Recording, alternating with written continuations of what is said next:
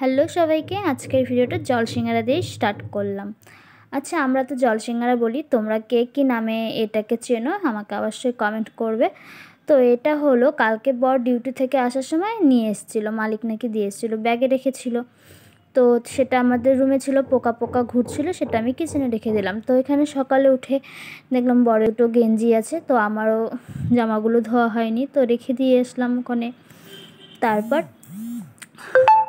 আমি চলে গিয়েছিলাম এখানে ঠাকুরের প্রসাদ উঠোতে, কারণ কি সকালে পুজো দিয়েছিলাম, পুজো টুজো দিয়ে তারপরে আমি ঘরটা বন্ধ করে দিয়ে, যেহেতু আমরা খাই, ঠাকুর নাকি আবার সবার সামনে খায় না, যে কারণে আমাদের ঘরে তো এখানে দরজা এখন হয়নি, কাচের দরজা করবে।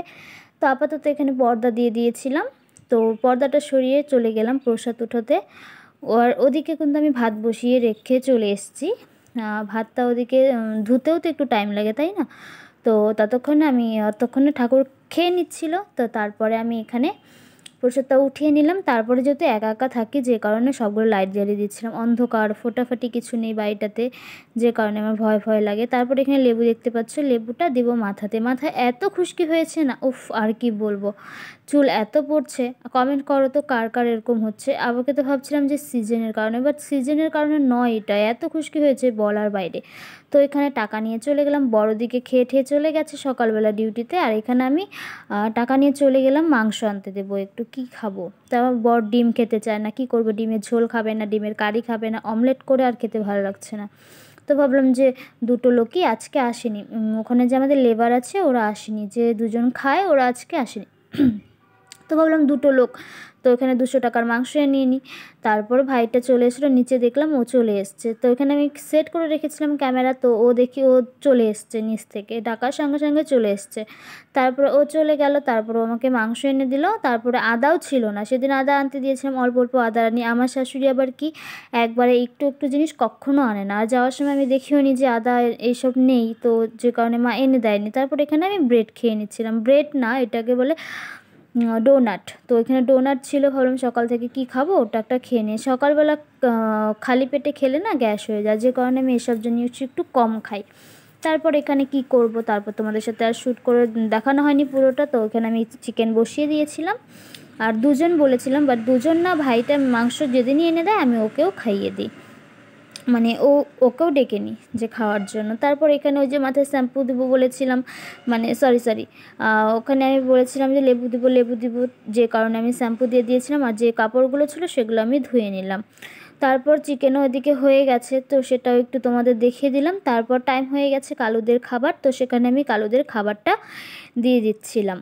আর কাপড়টা আমি একটু পরে মেলেছি ওদের খাবার টাবার দিয়ে, রোদে আর ভাল লাগছিল না ছাদে যেতে। তো মাসিকে বলেছিলাম যে কারণে কাপড় ধুতে না, তো মাসি এর জন্য ধয় না। আর অনেকটাই দেখি কাপড় বেরিয়ে যাচ্ছে, আমার তো খুব কমই বের হয়, শুধু দুটো নাইটি, আর আমার বরের বেরোয় রোজ, যেটা ডিউটিতে পড়ে যায় পরের দিন সেটা ধুয়ে দিতে হয়। তো মাসি যে কারণে ধোয়াধুয়িটা আর করছে না, মা আসলে আবার স্টার্ট হবে। তারপর এখানে আমি জামা মেলে দিয়ে আসলাম। তারপরে ঘরে এসে ওই যে বলেছিলাম শ্যাম্পু করেছিলাম, তো সেটা আমি চুলটা মুছে নিচ্ছিলাম। আর দেখবে কত চুল উঠে তোমাদের সেটা দেখিয়ে দিচ্ছি, দাঁড়াও।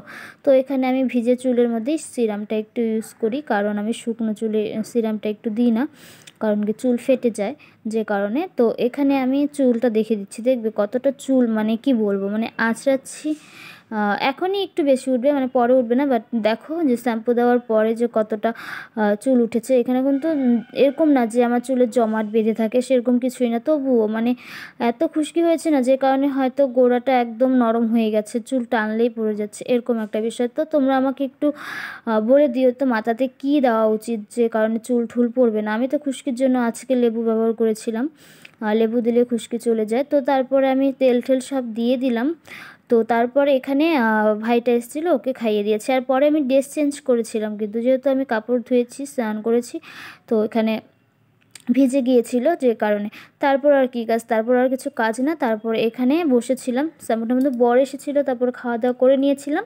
তো যাই হোক, আজকের ভিডিওটা এতটুকু, ভালো লাগলে লাইক কমেন্ট করে দিও, দেখা হচ্ছে নেক্সট ভিডিওতে।